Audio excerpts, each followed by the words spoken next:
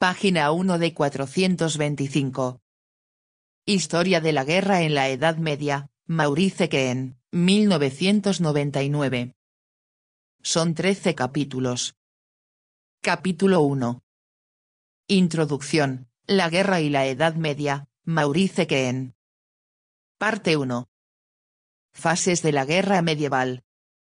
Capítulo 2. La guerra carolingia y otoniana, Timothy Reuter.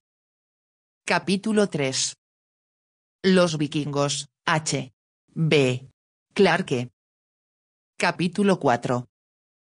Una era de expansión C. 1020-1204, John Gillingham. Capítulo 5. La guerra en los pueblos latinos del este, Peter Edbury. Capítulo 6. La guerra en Europa.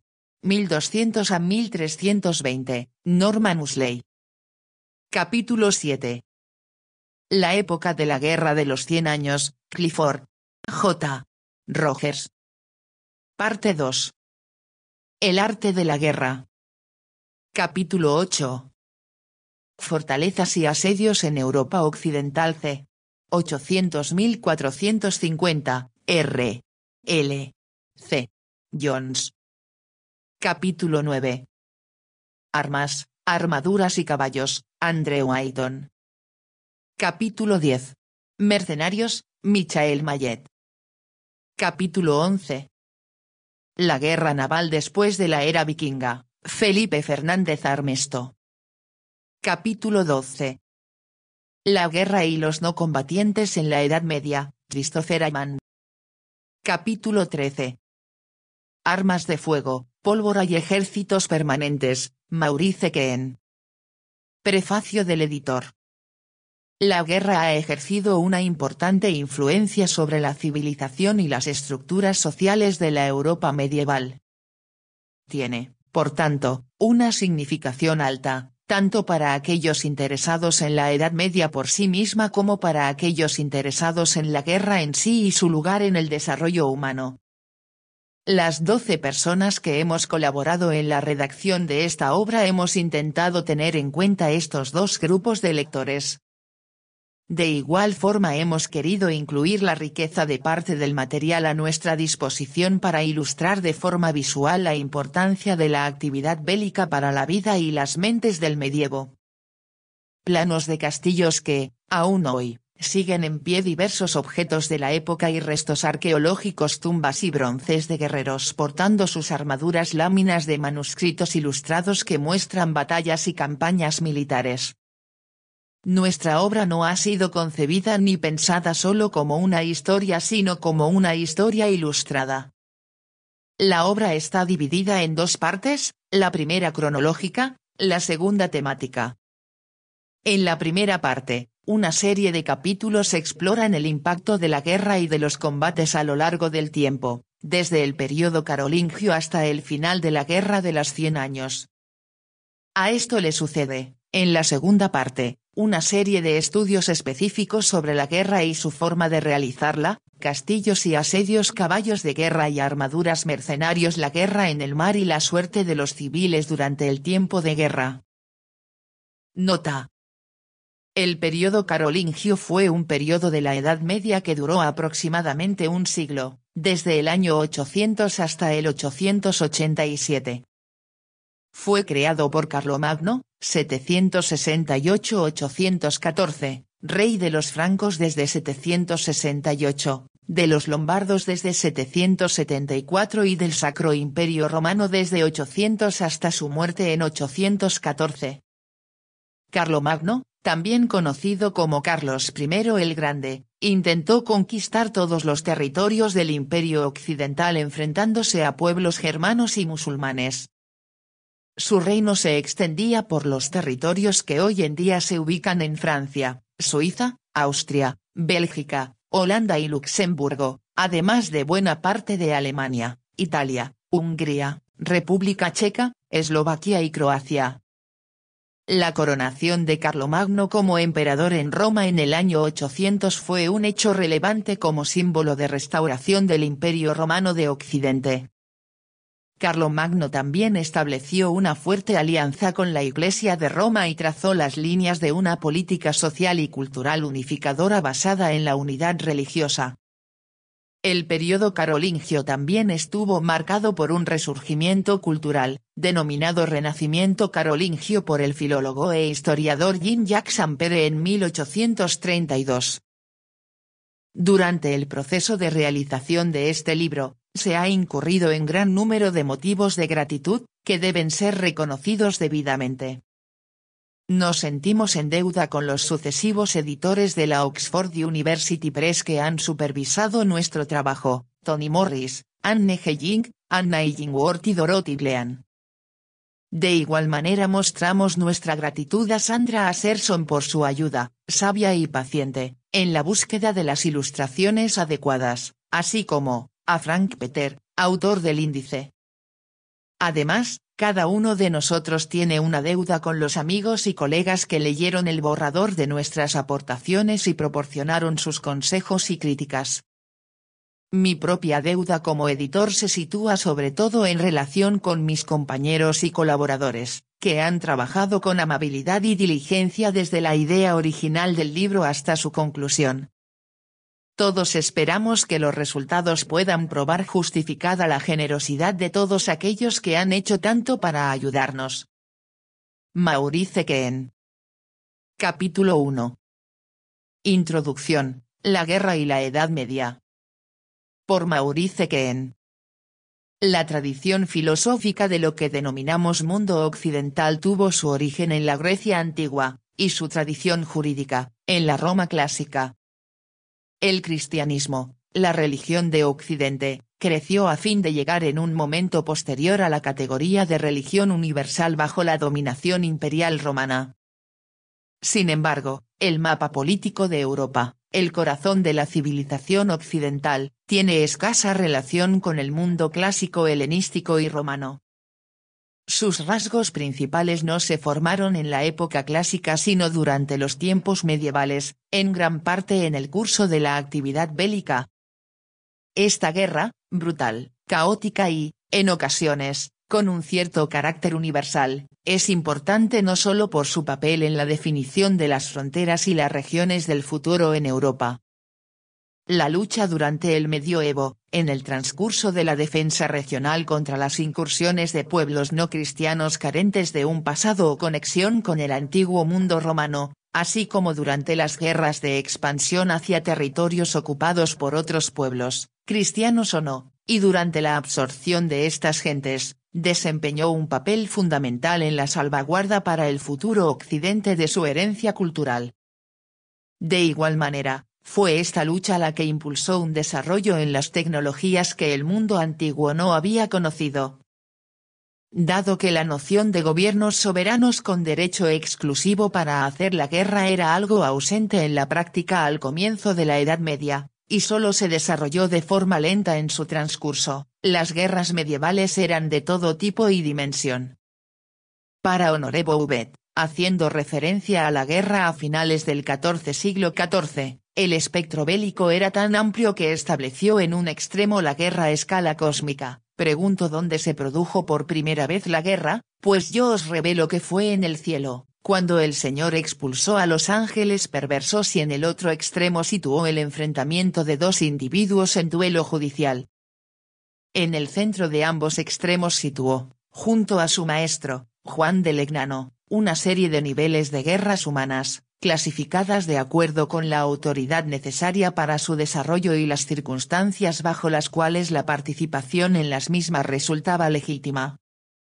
Para el historiador, es fácil pensar en otras posibilidades de clasificación diferentes a las que ofreció Bouvet o sus contemporáneos. En realidad, la mayor dificultad estriba en que existen demasiadas posibilidades entre las que escoger.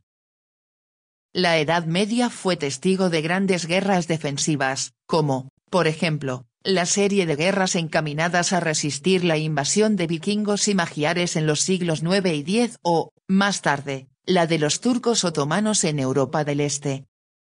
Hubo también guerras de expansión, como la conquista normanda de Inglaterra y del sur de Italia, y la conquista germana de los antiguos territorios eslavos al este del Elba.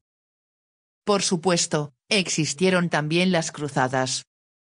Bajo este encabezamiento deben ser incluidas, no solo las cruzadas hacia Palestina, sino también las guerras de reconquista en España contra los moros y los intentos de conquista de antiguos territorios bizantinos en Grecia, los Balcanes y Asia Menor. Ciertamente, las cruzadas ofrecen un buen ejemplo de las dificultades de una clasificación ordenada. En el curso de la larga lucha con el emperador por el poder supremo en la cristiandad, los papas procedían con frecuencia a otorgar la categoría de cruzados, con sus privilegios formales e indulgencias, a aquellos que estuvieran dispuestos a servirles en contra de sus rivales imperiales, así como a aquellos dispuestos a luchar contra otros excomulgados, herejes o cismáticos dentro del hogar común cristiano. Es por ello que las guerras de las cruzadas se pueden amalgamar con facilidad en el conjunto de la historia de las principales confrontaciones internas en Europa, que tanto influyeron para dar forma a su futuro mapa político. Cuando se contemplan estos enfrentamientos, el tipo de clasificación adoptada por Bouvet, centrada en la autoridad requerida para hacer la guerra legal y según la legitimidad de la participación, nos resulta de gran utilidad. Si lo observamos desde esta óptica, podemos situar en un extremo lo que he denominado las grandes confrontaciones, es decir, las guerras llevadas a cabo bajo la autoridad de los papas, los reyes y los príncipes. Entre estos grandes enfrentamientos, fueron notables las luchas entre los papas y los emperadores en el período comprendido entre 1077 y 1122, las guerras de las investiduras, y las del período Hohenstaufen, entre 1164 y 1250, así como la serie de guerras que conocemos como la Guerra de las Vísperas Sicilianas y sus subsiguientes ramificaciones, 1282-1302 y siguientes, y, por supuesto, la Gran Guerra de los 100 años entre Inglaterra y Francia, 1337-1453. En el otro extremo de la escala se situarían un sinfín de pequeños enfrentamientos, que, en muchas ocasiones, no eran más que luchas entre familias, reinos o señores feudales, pero que no por ello eran menos devastadoras para el bienestar del pueblo que las grandes confrontaciones. En el centro de estos extremos, nos encontramos con unos conflictos bélicos cuyos protagonistas se situaban en todos los niveles de poder, ya fuesen condes, duques o príncipes en lucha por la tierra o por una herencia, y en diferentes niveles de autoridad, destacando las alianzas entre varones contra reyes, como en Inglaterra en tiempos del rey Juan o en la época de Simón de Montfort y, más tarde, en la Guerra de las Rosas, o alianzas entre ciudades contra sus señores, como la Liga de Lombardía contra el emperador Federico I, o las interminables rebeliones de los varones contra los señores feudales a los que acusaban de oprimirles y quebrantar sus derechos. El recurso a la violencia, en cualquier nivel de autoridad, era muy habitual en la Edad Media. La dificultad de este tipo de clasificación estriba en que resulta muy difícil mantener las categorías por separado.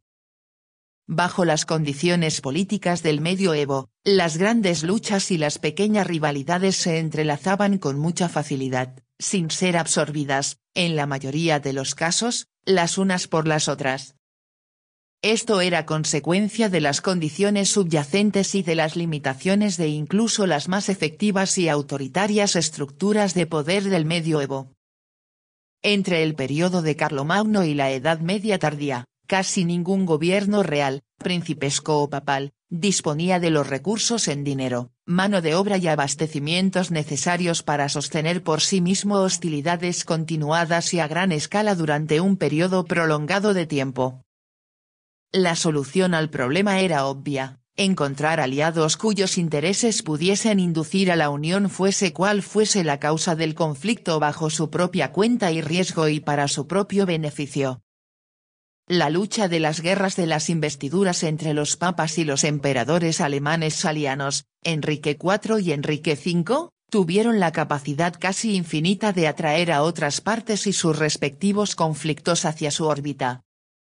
Así, ocurrió con los sayons y rebeldes principescos contra el reinado saliano, o los aventureros normandos en el sur de Italia en busca de una suprema aprobación para sus conquistas, o los patarenos anticlericales enfrentados a la autoridad episcopal. La historia posterior de los Hohenstaufen en las rivalidades entre el papado y los emperadores ilustra el mismo asunto de manera diferente pero comparable. Las simpatías a favor de güelfos y gibelinos, de tanta importancia en la historia de las guerras en Italia durante los siglos XIII y XIV, denotan quiénes eran aliados de la Iglesia y del Papa, güelfos, y quiénes del emperador, gibelinos. De hecho, desde el principio hubo etiquetas colectivas para señores o gobiernos de ciudades rivales o para las facciones rivales dentro de una misma familia, estando cada parte interesada en atraer a su favor a los rivales de sus propios enemigos. Incluso después de solventada la lucha principal contra el imperio, a finales del siglo XII, los partidarios de uno y otro bando, los güelfos y gibelinos, continuaban agrupándose entre sí y luchando unos contra otros bajo las antiguas denominaciones. De manera constante, las guerras han tendido a expandirse desde su epicentro hacia afuera, así como desde fuera hacia dentro. Esto hacía difícil delimitar y controlar su escala, impacto y duración y, por supuesto, definir su nivel en términos de categorías. La guerra, de este modo, se convierte en el centro de la historia política de la Edad Media siendo también central para su historia cultural. Ciertamente, se puede argumentar que la cultura bélica secular de la Edad Media constituye uno de los pilares definitorios de su civilización, junto con la ideología cristiana. De ahí que, en ocasiones, la Edad Media se conozca como la era de la fe, la era de la caballería o la era feudal. En su famosa tríada, el autor del siglo XIII de Chanson des Saisnes, la canción de las guerras sajonas, declaró que había tres asuntos sobre los cuales todo hombre debía tener algún conocimiento: el asunto de Gran Bretaña, el asunto de Francia y el asunto de Roma la Grande. El asunto de Gran Bretaña implicaba conocer las historias del rey Arturo y las aventuras de los caballeros en batallas y torneos. El asunto de Francia significaba conocer las historias de Carlomagno y sus paladines, así como su papel en las guerras contra los sarracenos y las luchas mortíferas de la nobleza carolingia. El asunto de Roma la Grande era conocer la historia de Roma y Grecia, de las guerras de Alejandro y César y, en mayor profundidad, la guerra de Troya. Estos tres asuntos se convirtieron en el tema central de la creación literaria de la aristocracia secular a partir del siglo XII. De manera inevitable, las canciones y los romances giraban en torno a la guerra, las batallas, los torneos y los combates individuales. En las versiones medievales de las historias clásicas, los héroes antiguos aparecen como caballeros portando armaduras propias del medioevo, con fuertes caballos de guerra y blasones heráldicos en sus escudos.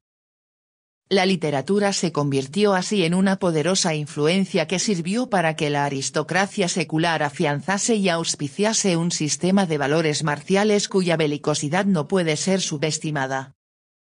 Junto con el coraje, la lealtad y la generosidad, un soldado debía poder demostrar que poseía una gran fuerza física, gran destreza con las armas, un ímpetu feroz en el combate y, además, ser un buen jinete. Este sistema de valores es lo que conocemos como código de caballería, siendo estas virtudes y habilidades militares los rasgos definitorios de su culto de honor. Junto con la tríada antes mencionada del autor de Chanson des Saisnes, podemos establecer otra tríada, la tradicional división medieval de la sociedad cristiana en tres órdenes o estados. Estos eran, en primer lugar, el clero, cuya ocupación era la oración y el ministerio pastoral para cubrir las necesidades espirituales de la sociedad. En segundo lugar, los guerreros, cuyo cometido implicaba usar la espada para hacer justicia, proteger a los más débiles, a la Iglesia y a la patria y, en tercer lugar, los trabajadores del campo, cuya labor permitía atender las necesidades materiales tanto propias como las de los otros dos estados en una posición más elevada dentro de la sociedad.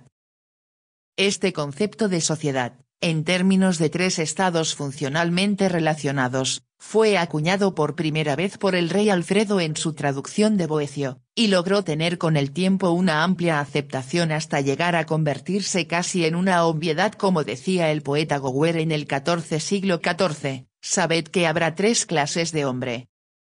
Era, por supuesto, una formulación ideal que nunca reflejó con precisión la realidad de la vida y de los distintos estamentos sociales. Sin embargo, la justificación concreta que ofrecía para la llamada de los guerreros como una vocación cristiana con una función social vital ejerció una profunda influencia en el hablar de la Edad Media. Además, sostenía la propia imagen de la aristocracia secular como un estado marcial hereditario y otorgaba una firme base ideológica para sus peticiones de categoría y privilegios.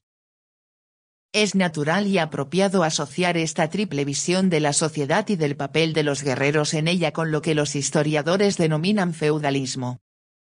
Cierto es que el modelo militar del feudalismo, ampliamente utilizado para explicar las relaciones en el escalafón superior de la sociedad medieval en términos de una estructura jerárquica de contratos, basada en la donación de tierras por los señores a sus súbditos a cambio de servicios militares, es ahora observada con escepticismo por muchos historiadores.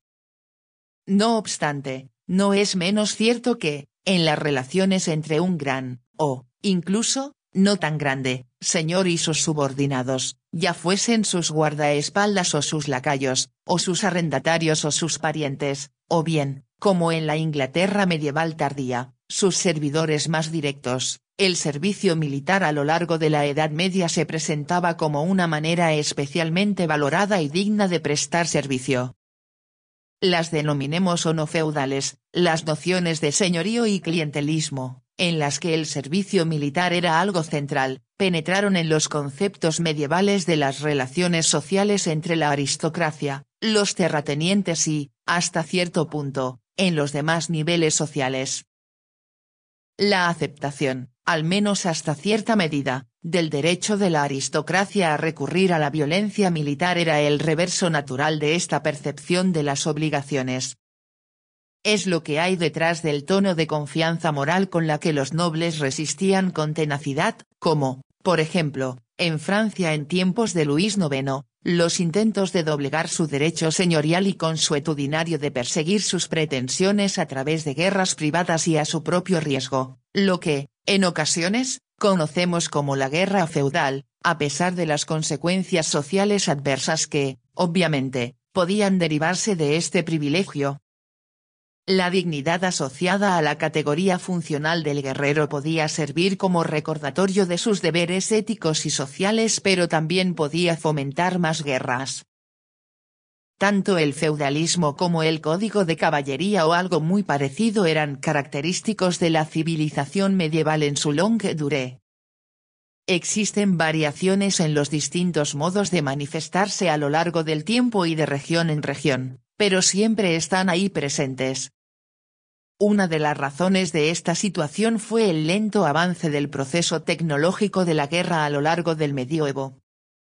Hubo algún desarrollo, y muy destacable, como el uso extendido de la piedra en las fortificaciones, sobre todo en la construcción de castillos, y aparecieron nuevas técnicas para la manufactura de armaduras, tanto para los guerreros como para los caballos, así como nuevas técnicas en el diseño de arcos y ballestas. Sin embargo, no hubo un desarrollo que alterase radical y de forma inmediata lo que John Keegan denominó el rostro de la batalla hasta la llegada de la artillería de pólvora y las nuevas técnicas en el diseño de los barcos y en los sistemas de navegación, al final del período medieval.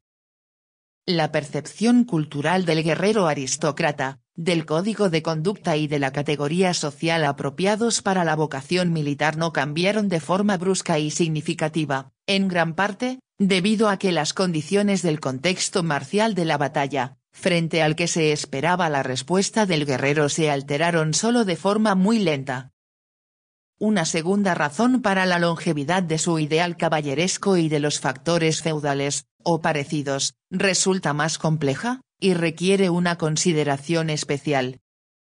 En el siglo XII hubo un cambio sustancial que afectó no a la forma de hacer la guerra, sino a la burocracia y a las técnicas de la administración. El crecimiento exponencial en los archivos gubernamentales de todo tipo es testigo de este impacto. Este cambio abrió nuevas posibilidades para la supervisión por parte de los gobiernos centrales, incluso a nivel local, siempre y cuando el centro no estuviese muy alejado geográficamente. Los centros administrativos permanentes, como París y Westminster, adquirieron una nueva importancia. Los gobiernos de los príncipes, ayudados por la labor profesional de sus servidores eclesiásticos, obtuvieron una nueva capacidad para supervisar los procesos legales y los conflictos locales de interés y, sobre todo, para recaudar impuestos a gran escala, y para tomar prestado, ofreciendo ingresos anticipados como garantía. Esto debió tener un importante efecto en la capacidad de esos gobernantes para planear, organizar y dirigir operaciones militares a gran escala como, sin duda, así fue. A pesar de ello, en el contexto de la guerra dicho efecto era en muchos aspectos secundario, especialmente una vez que el escenario cambiaba de la mesa donde se planeaba al campo de operaciones. El impacto en la actitud bélica tradicional y en el comportamiento bajo condiciones beligerantes era, en consecuencia, menos intenso de lo que se hubiera podido esperar, y solo se hizo aparente tras un lapso considerable de tiempo, pudiéndose argumentar que esto no sucedió hasta bien entrado el siglo XV. El efecto más positivo e inmediato del nuevo potencial administrativo del gobierno fue que soberanos como los reyes de Francia e Inglaterra de los siglos XIII, XIV y XV se encontraron que podían reunir ejércitos más grandes, de una base de reclutamiento mayor que la de sus más inmediatos predecesores, así como alimentar mejores y mayores ambiciones territoriales y dinásticas en caso de triunfo en la guerra. También encontraron posible a través de publicidad escrita, la predicación organizada y otras técnicas de dirección de escena, proyectarse al exterior en busca de una respuesta colectiva más consciente y patriótica de sus súbditos frente a sus guerras, y de esta manera justificar las demandas recaudatorias más urgentes. Estos fueron algunos de los factores más importantes que, a finales de la Edad Media, estaban acelerando de forma visible la definición sobre el mapa de las futuras estructuras de poder en Europa.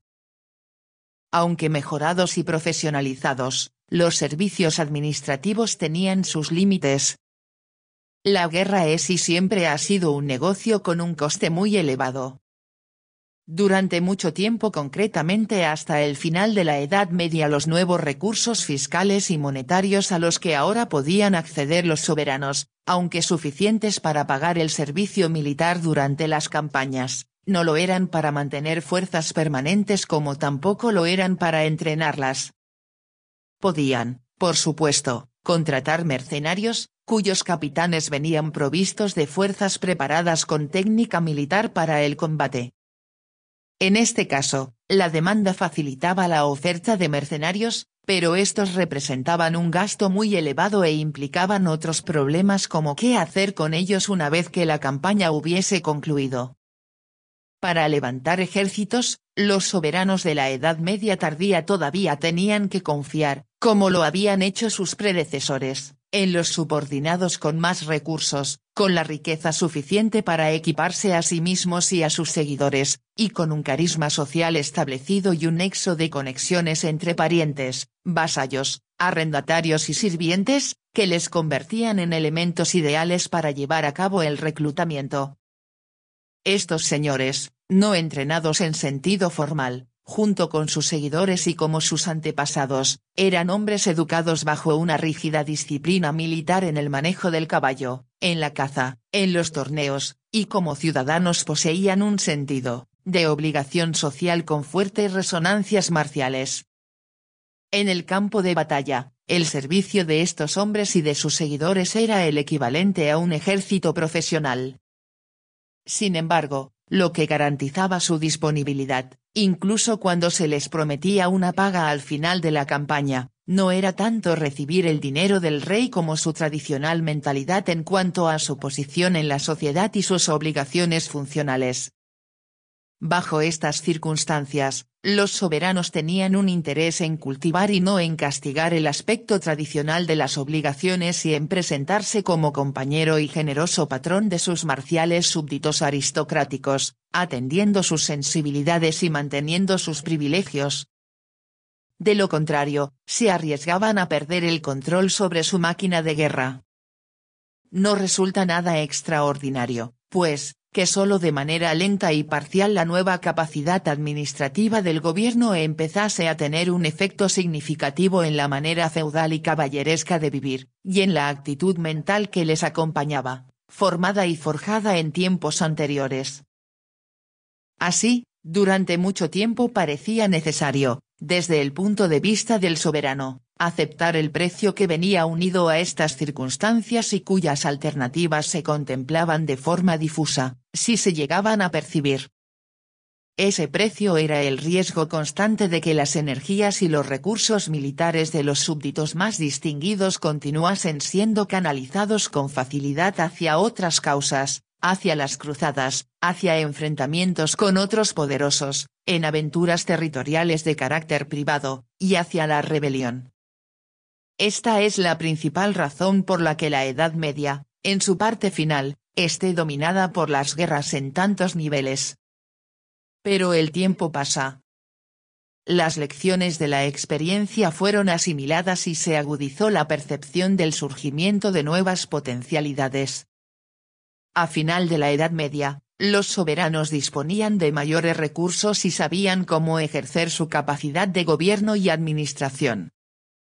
Síntoma de esto era el arduo pero bien dirigido esfuerzo por controlar el derecho de los nobles a hacer la guerra por su cuenta. Otra consecuencia, en parte buscando el primer objetivo, fue que estos soberanos, algunos de forma especial, como los reyes de Francia y España, establecieran fuerzas militares de carácter permanente y remuneradas. Cronológicamente, la aparición de los ejércitos nacionales permanentes y profesionalizados coincide con un momento de avances tecnológicos, en artillería y navegación, que comienzan a tener un impacto significativo cuando muchos historiadores establecen el final de la era de los caballeros medievales. Hacia el año 1500, los cambios en la situación que, desde un punto de vista militar, definían los rasgos del periodo medieval empiezan a acelerarse. Es por ello que este libro termina en ese momento.